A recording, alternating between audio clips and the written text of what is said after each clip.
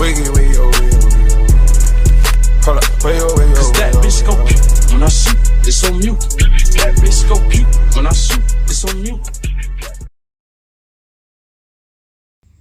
Laporan arus kas adalah laporan yang menunjukkan perincian dari arus kas masuk dan keluar dalam perusahaan pada suatu periode tertentu.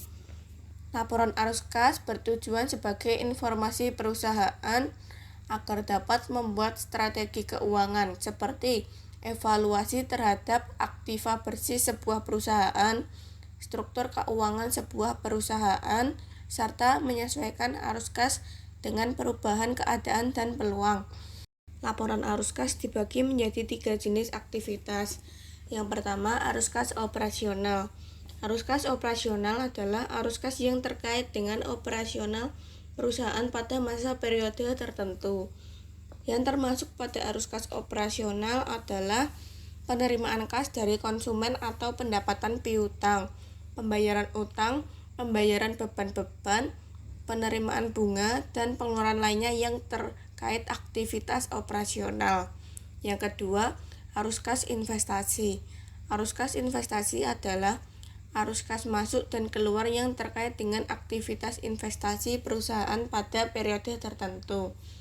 Aktivitas yang tergabung dalam arus kas investasi adalah pembelian dan penjualan aset tetap, penyertaan saham, dan bentuk investasi lainnya seperti pembelian atau penjualan aktiva tetap tanah, gedung, atau peralatan yang merupakan investasi. Yang ketiga, arus kas pembiayaan. Arus kas pembiayaan adalah arus kas yang terkait dengan aktivitas pembiayaan perusahaan, pengurangan dan penambahan modal pada masa periode tertentu. Contoh aktivitas pendanaan adalah pinjaman bank, penerbitan obligasi, penerbitan saham melalui IPO, penerbitan saham baru melalui HMETD, dan aktivitas yang lainnya. Manfaat laporan arus kas: yang pertama, melihat posisi keuangan dengan mudah. Yang kedua, meningkatkan kas perusahaan di masa yang akan datang. Yang ketiga, menilai kemampuan perusahaan dalam memenuhi kewajiban. Yang keempat, melihat pembiayaan dan investasi perusahaan. Yang terakhir, membedakan laba bersih dengan arus kas bersih. Metode dalam penyusunan laporan arus kas dibagi menjadi 2, yaitu metode langsung dan metode tidak langsung. Metode langsung memiliki keunggulan utama, yaitu metode ini melaporkan sumber dan penggunaan kas dalam laporan arus kas. Kelemahannya adalah data yang dibutuhkan seringkali sulit didapat dan biasanya biayanya mahal.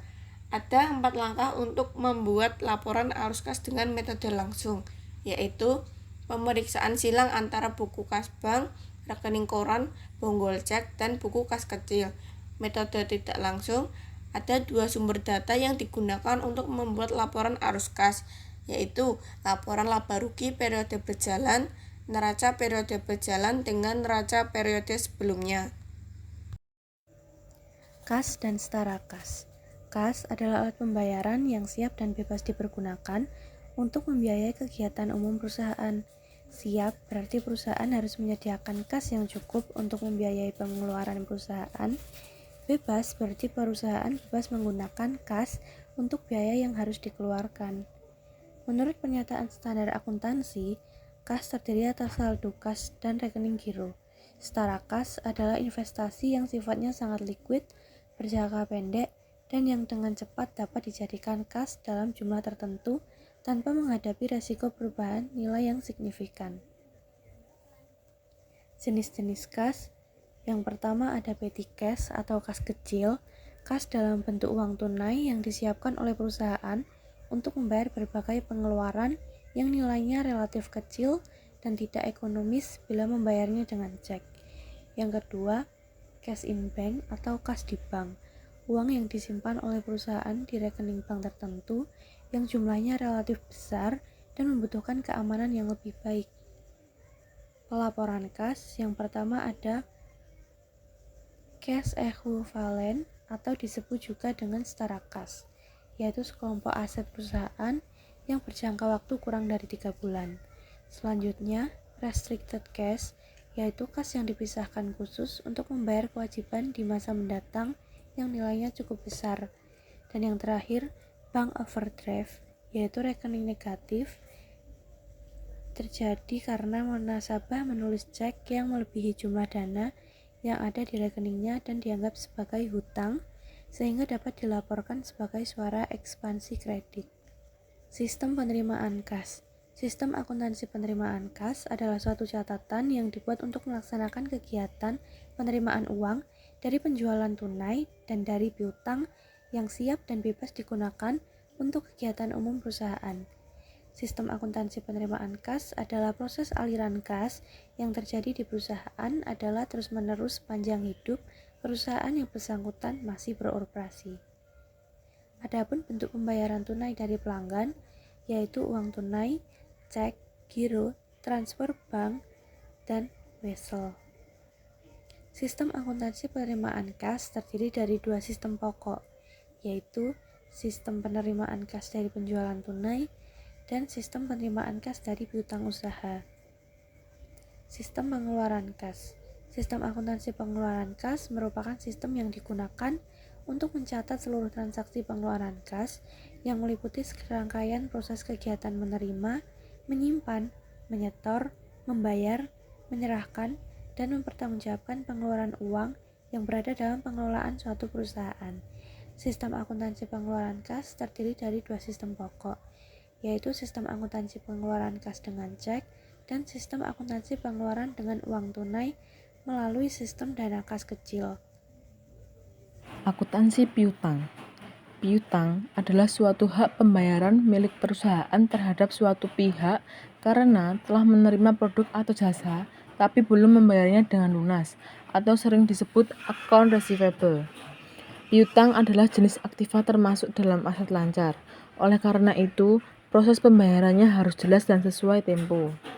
Jika sebuah perusahaan dengan sangat terpaksa tidak dapat mengeklaim piutangnya, maka pihak keuangan berkewajiban memasukkan piutang tersebut ke dalam jurnal tersendiri, yaitu jurnal piutang tak tertagih. Ciri-ciri piutang. 1. Punya tanggal jatuh tempo. Piutang adalah transaksi dengan jatuh tempo tertentu berdasarkan kesepakatan pihak debitur atau yang berhutang dan kreditur atau pemberi hutang. Tanggal jatuh tempo penting guna menjaga stabilitas arus kas perusahaan. Selain itu, penentuan jatuh tempo juga akan memudahkan akuntan dalam menyusun jurnal keuangan periodik. Yang kedua, dapat memiliki bunga. Ciri-ciri piutang berikutnya adalah perusahaan selaku pihak kreditur dapat menentukan apakah piutang yang dikeluarkan memiliki bunga atau tidak. Jika perusahaan mewajibkan piutang dengan bunga, maka pelaporannya dalam jurnal wajib disendirikan. Yang ketiga, memiliki konsekuensi telat pembayaran. Ciri-ciri piutang yang terakhir adalah menimbulkan resiko saat telat dibayar. Piutang adalah salah satu komponen aset penentu lancar setidaknya operasional perusahaan. Sehingga, perusahaan perlu memberikan konsekuensi tegas bagi pihak-pihak debitur yang telah melakukan pembayaran. Konsekuensi ini bisa berbentuk blacklist atau bahkan pelaporan ke pihak berwajib. Jenis-jenis piutang. Yang pertama, piutang usaha atau dagang. Piutang usaha adalah piutang karena penundaan pembayaran oleh konsumen yang telah menerima produk atau jasa. Piutang dagang atau usaha tidak selalu terjadi karena konsumen membeli secara kredit. Beberapa faktor lain penyebab terjadinya piutang usaha adalah pre-order barang, sistem distribusi, stok retail, dan cicilan menggunakan pihak ketiga. 2. Piutang wesel. Piutang wesel adalah piutang yang terjadi dengan kesepakatan antar kreditur dan debitur. Proses terjadinya piutang wesel adalah suatu pihak mengajukan pinjaman kepada pihak lain dan menjanjikan pembayaran di waktu tertentu. Saat memberikan piutang wesel, umumnya perusahaan akan mengeluarkan surat kontrak di atas materai dengan tanggal jatuh tempo dan bunga tertera. Apabila pihak penerima hutang melanggar, maka perusahaan berhak melakukan konsekuensi sesuai kesepakatan dalam surat kontrak tersebut. Persediaan adalah aset lancar dalam bentuk barang atau perlengkapan yang dimaksudkan untuk mendukung kegiatan operasional pemerintah daerah, dan barang-barang yang dimaksudkan untuk dijual dan atau diserahkan dalam rangka pelayanan kepada masyarakat. Persediaan merupakan aset yang berupa: yang pertama, barang atau perlengkapan yang digunakan dalam rangka kegiatan operasional pemerintah daerah. Misalnya, barang pakai habis seperti alat tulis kantor, barang tak habis pakai seperti komponen peralatan dan pipa, dan barang bekas pakai seperti komponen bekas. Yang kedua, bahan atau perlengkapan yang akan digunakan dalam proses produksi. Misalnya, bahan baku pembuatan alat-alat pertanian, bahan baku pembuatan benih. Yang ketiga, barang dalam proses produksi yang dimaksudkan untuk dijual atau diserahkan kepada masyarakat. Misalnya adalah alat-alat pertanian setengah jadi, benih yang belum cukup umur. Yang keempat, ada barang yang disimpan untuk dijual atau diserahkan kepada masyarakat dalam rangka kegiatan pemerintahan. Misalnya adalah hewan dan bibit tanaman untuk dijual atau diserahkan kepada masyarakat. Persediaan dalam kondisi rusak atau usang tidak dilaporkan dalam neraca, tetapi diungkapkan dalam catatan atas laporan keuangan. Persediaan disajikan sebesar: yang pertama, biaya perolehan apabila diperoleh dengan pembelian. Biaya peroleh persediaan meliputi harga pembelian, biaya pengangkutan, biaya penanganan, dan biaya lainnya, yang secara langsung dapat dibebankan pada perolehan persediaan. Potongan harga, rabat, dan lainnya yang serupa mengurangi biaya perolehan. Yang kedua, harga pokok produksi apabila diperoleh dengan memproduksi sendiri. Harga pokok produksi persediaan meliputi biaya langsung yang terkait dengan persediaan yang diproduksi dan biaya tidak langsung yang dialokasikan secara sistematis. Yang ketiga, nilai wajar. Apabila diperoleh dengan cara lainnya seperti donasi, harga atau nilai wajar persediaan meliputi nilai tukar aset atau penyelesaian kewajiban antar pihak yang memahami dan berkeinginan melakukan transaksi wajar. Persediaan hewan dan tanaman yang dikembangbiakan dinilai dengan menggunakan nilai wajar. Persediaan ini dinilai dengan menggunakan metode masuk pertama, keluar pertama. Persediaan dicatat dengan metode perpetual atau periodik. Metode perpetual. Dalam metode perpetual, fungsi akuntansi selalu mengkinikan nilai persediaan setiap ada persediaan yang masuk maupun keluar. Metode ini digunakan untuk jenis persediaan yang berkaitan dengan operasional utama di SKPD dan membutuhkan pengendalian yang kuat. Persediaan SKPD yang menggunakan metode ini adalah SKPD yang melaksanakan belanja bahan obat-obatan dan belanja pupuk atau pestisida. Yang kedua, metode periodik. Dalam metode periodik, fungsi akuntansi tidak langsung mengkinikan nilai persediaan ketika terjadi pemakaian.